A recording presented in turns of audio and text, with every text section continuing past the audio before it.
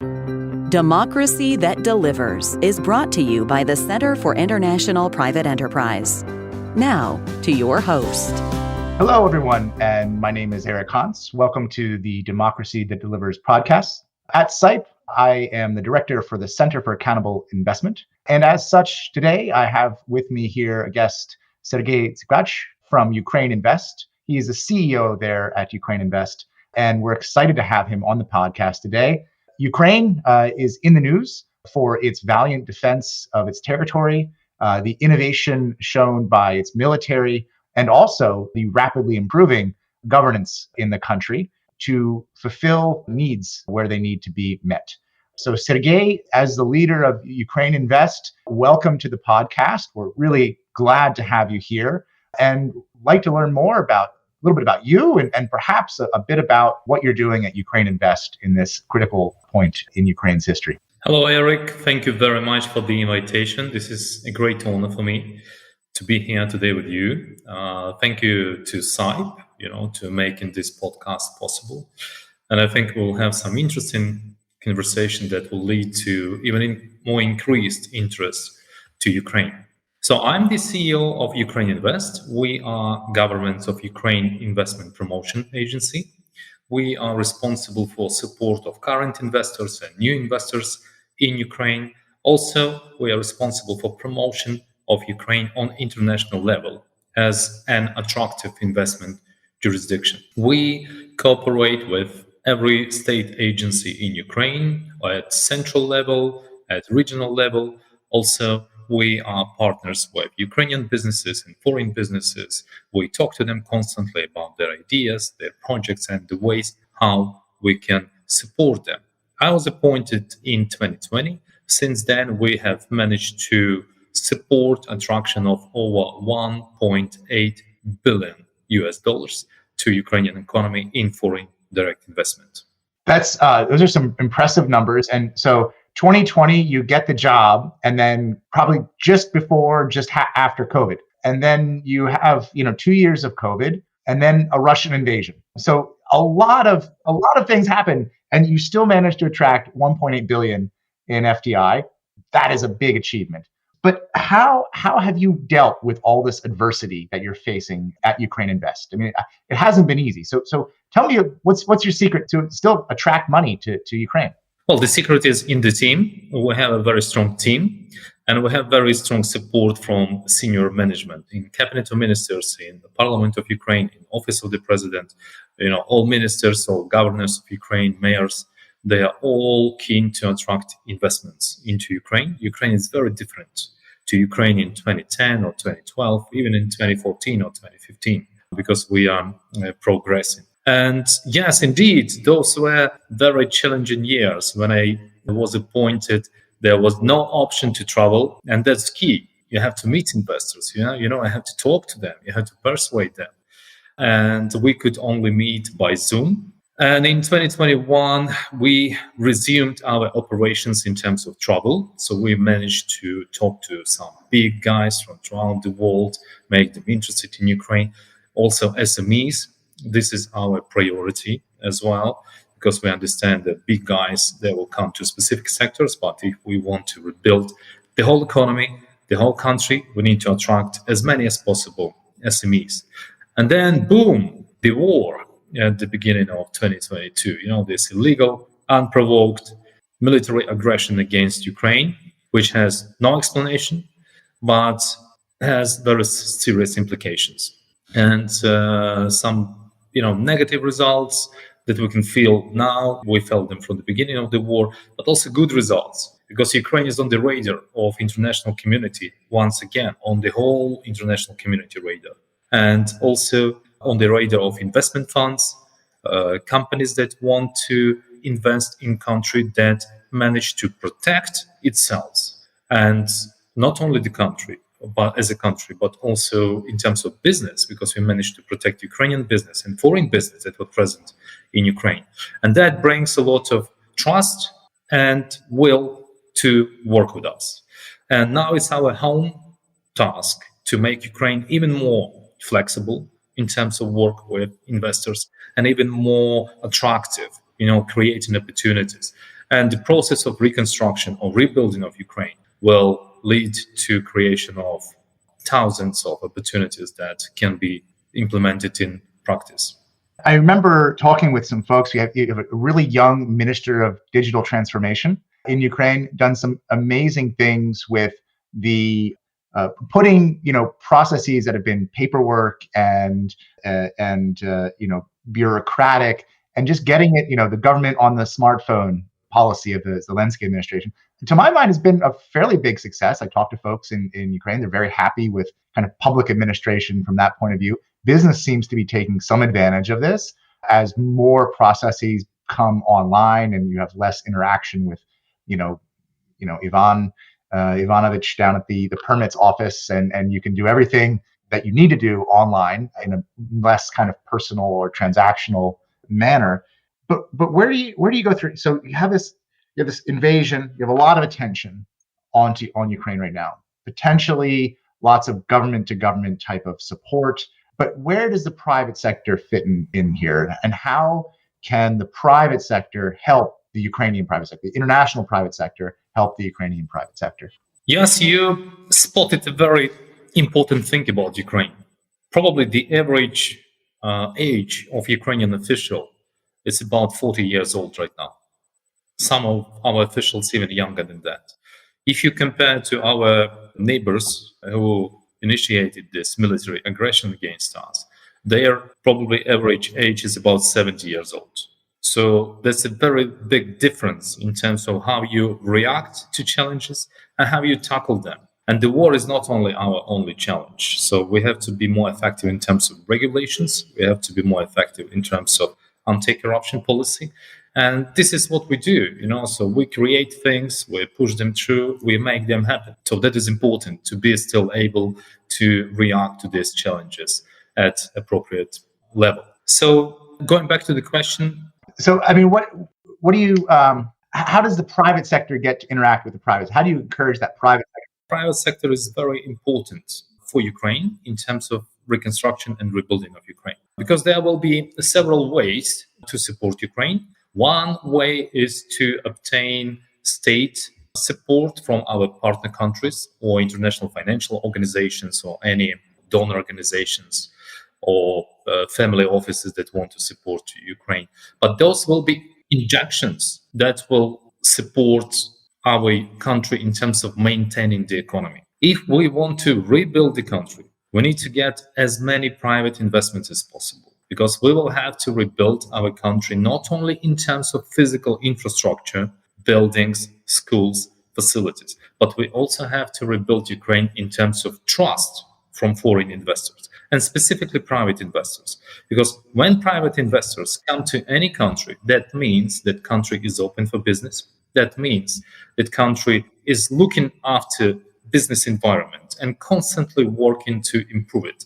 And it means that you can make a good profit in the country, because at the end of the day, it's a business that we're talking about, and they have to be able to come into country, make profits, and then invest, whether in Ukraine again or anywhere in the world. And for that purpose, they will have to extract their profits and be able to use them. So this is why we are very focused on private investors. We specifically, as UkraineInvest, we are not engaged in any state support programs, specifically from foreign governments that are directed to rebuild infrastructure, for example, or buildings. We are mostly interested to attract private investors with technologies and with money. So this is our specialization, and we just managed to organize an event on the 29th of September. It was called Rebuilding Ukraine with the Private Sector. And our main purpose was to showcase real investable targets in Ukraine that are available right now, today. We have managed to present 11 projects from private Ukrainian business to international business community from 64 countries throughout the world. And the total amount of this possible investment was around $2 billion. What is important, we are trying to present, first of all, Ukrainian businesses that had a very good track record of doing business before the war, because this will be the low-hanging fruits for international business community. They would be able to start cooperation with national champions, people that will manage to develop their businesses in Ukraine, beginning like in 2000 or 2005, or even before then. So this is our main role, to present to the world real opportunities as of today in the private sector. Yeah, I mean, my last trip to Kiev was in December prior to the invasion. And I remember sitting on a stage with Nova Pochta and a couple other Ukrainian companies talking about sustainable business practices and reporting. And I mean, these are amazing homegrown Ukrainian companies that are ready for international investment, to my mind. And we were talking in depth about, reporting standards, UN Global Compact, all of these topics, not only kind of the ethereal kind of theory about how to do sustainable investing. These are businesses, Ukrainian businesses, that have taken the initiative and were already implementing practice. And now we have an opportunity here in Ukraine to really give them a platform and allow them to attract more investment. I think that what you're doing at UkraineInvest is exactly that with this event that you had on September 29th. I do want to go back to one issue, because if I don't bring it up, somebody will call me out on it. And so the issue is corruption, right? Of course, right? So, as they say, it takes 20 years to build a reputation and 5 minutes to lose it. And so Ukraine for many years has had this issue of corruption. It's a perennial issue, multiple presidential administrations since effectively its independence. So, my question is, you have a new cadre of 40-year-olds in government now. You have this war, existential threat that's threatening Ukrainian sovereignty and statehood. Is this the time for Ukraine to establish a new narrative, to put itself forward? And how do you quash that reputation? Well, corruption, it's not something that is relevant for Ukraine only. Corruption is a global wide, problem and disease of countries that is being treated nationally and internationally by different efforts, and I can only agree that we need to bring those levels down throughout the world. But today we're talking about Ukraine. And Ukraine has done a lot as well since 2014, since 2019, when the last two presidents were appointed. So we have seen rapid increase of institutions in anti-corruption, so-called infrastructure, state infrastructure of state institutions that deal with tackling of corruption. So we have a National Anti-Corruption Bureau that investigates cases. We have special anti-corruption prosecutor that puts cases to court. And also we have high anti-corruption court in Ukraine that ultimately have to look at cases and then prosecute wrongdoers in Ukraine. We have seen that special anti-corruption prosecutor was recently appointed, and it's a very strong move from Ukraine, specifically during the time of war, because we have war at our front lines in the east, and also we have our internal front line, economic front line. For us, it's very important to bring economy back to the level before, to the development level before the 24th of February, but also to go even further than that and to rebuild new Ukraine with new economy. And at some point, 10, 15 years, maybe 20 years, to join club of developed countries. So we have anti-corruption infrastructure that deals with corruption cases, and it will be more effective and more active day by day. So you will see some results. But that's only talking about one specific direction where we have special enforcement agencies that deal with that. But corruption is also tackled by other things. Let's talk about privatization, for example. Privatization is very important for Ukraine because we have to privatize state-owned SOEs. We have more than 3,000 state-owned SOEs, and improper management of state-owned enterprises, it's also a very big source of corruption. So now we have a newly appointed head of State Property Fund. Previous head of State Property Fund, he did a very good job, and he managed to unlock many, processes. But now we have newly appointed chairman, and he wants to take this to another new level of privatization that will focus on the following. So his policy is to keep several national champions, but just, some limited number of those companies that will be still operated by state, maybe in cooperation with private investors, and privatize the rest. Very important, because then we will get rid of those bad practices, and we will also bring investments and technologies to Ukraine. That's one. Also, we have gotten a status of candidate of EU member. And that happened in this summer, just a couple of months ago. And that is also a very important thing, because through joining EU, we will be improving our practices. We have all legal basis for anti-corruption enforcement in place. We need to improve enforcement, and this is happening already. Also, we want to become member of OECD. Same here. So we have to follow guidelines. We have to follow corporate governance guidelines and anti-corruption guidelines. So we are on good track here. You have mentioned digitalization, also very important tool when you tackle corruption, because you limit interaction between private businessman, private investor, or private person and state official. You can obtain many licenses and many permits now online. So you don't have to queue up. When you open company, you can do it just in a matter of hours. You don't have to get your permits in person. You do it online. So also a very strong tool in this regard. And probably the last, but not in any way the least, will of people of Ukraine to see new country. Many defenders of Ukraine, men and women that will come back from our front lines, they will have much less tolerance to corruption levels in their cities, in their villages, in their places of work where they operate on a daily basis. Trust me. So Ukraine will be very much different in this regard very soon, and we're already on a good way to achieve that. Sergey, I think that last point for me is the key one, right? Because you're talking about culture and a shift in cultural changes.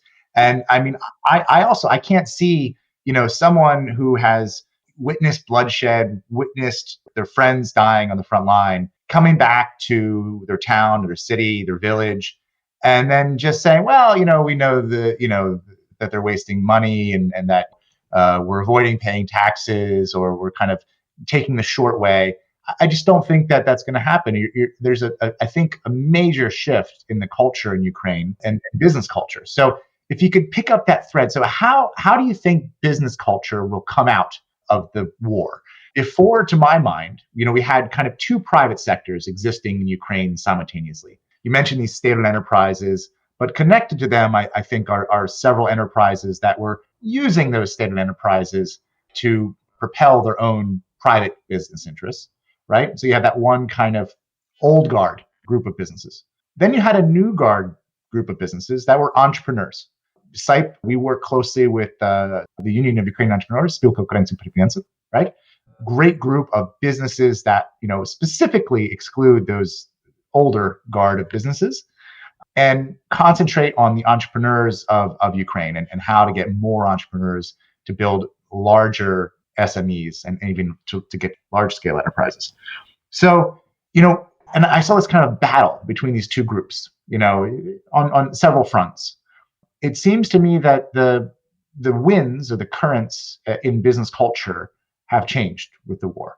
So where do we come out on the other side? Is that progressive business culture going to win out over the old guard? What happens to the old guard once we get through the war? Very good question and very good observation about Ukraine.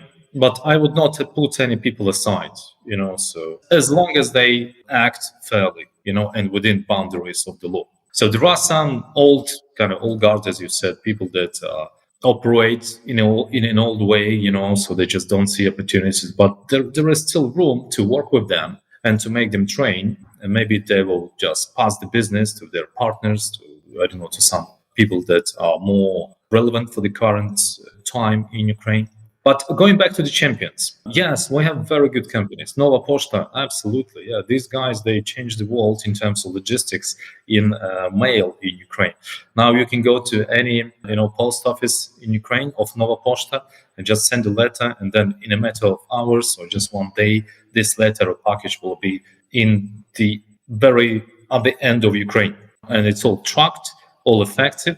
Sergey, they also they created competition, because I remember, my days way back when I went to Ukr when there was no competition with Nova Poshta, and to send a package. This was back in the early 2000s, right? And if you remember the service levels at Ukrpochta, the state mail service, abysmal, horrible. I mean, no electronic systems, nothing. And now you have this competition. And last I saw, and I talked with several of the supervisory member boards of Ukrpochta, a lot of innovation in the state of enterprise. So do you see that competition something in other sectors going on? Absolutely. So competition brings prosperity, and competition brings innovations and new ideas to the market. And this is what happened in our postal services market. And Nova Poshta, yes, indeed, they injected that fresh blood into the market, new ideas and new speed with which you have to operate when you do such important business in the country. And Ukrposhta is managed by Igor Smilyansky, also way more effective than before, but they have to compete. They have a bit different structure because they had to, when you build something, sometimes it's easier to build from scratch than to rebuild the existing model. And this is about your old guard thesis, So you have to retrain people, you have to reuse facilities in a new way, but they had to learn. In order to survive, they have to learn. And this is a good example of, changing old guard to a new guard, as you said. But this is about services. So competition is very important. And people of Ukraine, they're very creative. Very creative. And you can see that even during the war, our creativeness sometimes supported us in the front lines as well. And this creativeness is within Ukrainian DNA, and we can effectively use it for business purposes. But in order to use it, we need to have some good joint ventures. We need to have access to new technologies. We need to have access to friends throughout the world because we have good raw materials base, but we are mostly raw materials exporting country. So we have to move into a new stage. We have to become a country where value added is created and where we have a lot of manufacturing facilities, and we are included in regional and global supply chains. And at the same time, that creates an opportunity for American companies, for European companies, for Asian companies, any companies, to come to Ukraine with technology. If you have limited access to raw material base, you can create a joint venture. And this is where we can help as well, because then we can find investment. There is no shortage of funds throughout the world. There is shortage of ideas and real projects that can be implemented. And I can tell you that Ukraine is kind of an El Dorado in this specific case, because we still have a lot of space to do business. We have big raw materials base, as I said. Our people are creative, and we are opening Ukraine at new level of readiness to do business within the country and on international level. Just within 2020 and 2021, Ukraine introduced a number of investment incentives. The law on state support for projects with significant investments for over 20 million euros. We have now the law on industrial parks with state incentives where you can get tax cut for 10 years and communication to grids can be done free of charge on behalf of state. So we have now new draft law on speed investments for projects of over 500,000 euros and more. So there will be very different procedure to obtain land, to start building your facilities. And also, probably you noticed that Ukraine during last years managed to introduce land market gradually, yes, but we are going there. Also, some things like multimodal transportation. The new law was passed before the war. Also, law on river transportation, So we are at this very moment when Ukraine is changing. And you can see real results because since 2014, our FDIs were growing annually and total stock was growing. So at the end of 2021, annual FDI inflow was $6.6 billion US dollars, which was record breaking. And also total FDI stock in Ukraine was $64 billion US dollars, also record breaking. Yeah, I mean, the numbers. So in spite of the invasion, right, you're still working. And this is, when I've been to Europe with Andy Hunter and there's the executive director of the AmCham, Roman Washuk, the business ombudsman of Ukraine. We had great conversations and kind of reminding investors and businesses that, look, Ukraine is a big country. It's 8 Denmarks, There are still places that can invest. The front line is in some cases 1,000 kilometers away. This is not the time to stop investing. This is time to get in on the ground floor. because all of these reforms have happened or are happening as we speak. So, I mean, I think that, Sergey, you have a really critical role at UkraineInvest, and the best of luck to you. We've got a couple more minutes. How would you summarize, 5 years? What would you see? What's a success look like for UkraineInvest? Well, success for UkraineInvest is success for Ukraine. It's as simple as that. So we want to make sure that Ukraine will see more FDIs into real sector specifically, and we are on a good path here. We'll give you some examples. Just at the beginning of the war, Ukrainian IT companies, just during the first couple of months, they received more than 70% of Ukrainian IT companies. They agreed to cooperate with new partners and new investors. So that showed international support for Ukraine. I understand that IT companies are more export-oriented and they're not based in offices, but that shows what kind of cooperation between the real sector will be at the end of the war or after the war. And real sector is pivotal for us. This is what we have to develop very rapidly, and we have very good opportunities. And some big companies like Kingspan, for example, a global company with more than 200 factories throughout the world, they already enter in Ukraine. They already have chosen location, and so they are the final stages of formalizing all this process. And they have their teams on the ground, so we are supporting them now. And we are very happy that this big investment project for over $200 million will be implemented in Ukraine. We have new requests. We have more than 7 projects in our pipeline on state support. The total amount is $1.2 billion. And we receive requests on daily basis. We have 2 investment funds that are being open for Ukraine right now, total amount over $1 billion. But this is just the beginning. And we will see rapid development of investment activity in Ukraine. I think it's kind of a perfect storm in terms of development of investment market in Ukraine right now, because we have to rebuild Ukraine.